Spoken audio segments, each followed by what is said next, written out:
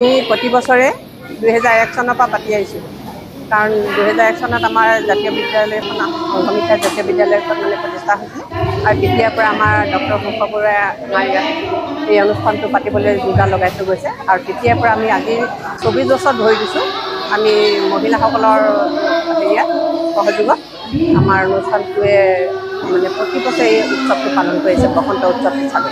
বিশেষকৈ মহিলা আৰু সৰু সৰু ল'ৰা ছোৱালী লৈ আমি এই উৎসৱ পাতি আছোঁ। আগতে আমি হুঁচৰি দিছিলোঁ, কিন্তু এইবছৰ আমি জেং বিহুটো আমাৰ সদায়ে থাকে আৰু হুঁচৰি আমি চেমনীয়া হুঁচৰিটো দিছোঁ। লগতে আমাৰ থাকে মৌকুঁৱৰী প্ৰতিযোগিতা, চিত্ৰাংকন থাকে, এইবাৰো দিছোঁ সাহিত্য প্ৰতিযোগিতাৰ ভিতৰত। তাৰপিছত ৰচনা প্ৰতিযোগিতা আছিল আৰু মিউজিক চেয়াৰ এইবাৰ লৈছোঁ।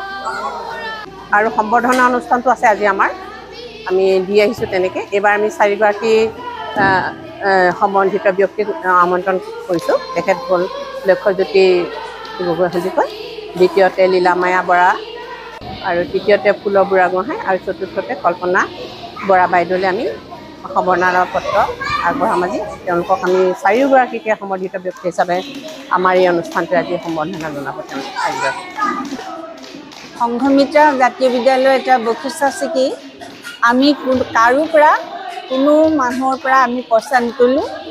আমাৰ শিক্ষয়িত্ৰী আৰু আমাৰ সদস্যাসকলৰ মাজতে বৰঙণি তুলি আমি কোনো মঞ্চও সজা নহয়, আমাৰ নিজৰ বিদ্যালয়ৰ সভাঘৰতে এইধৰণে আমি উপভোগ আনন্দ কৰোঁ।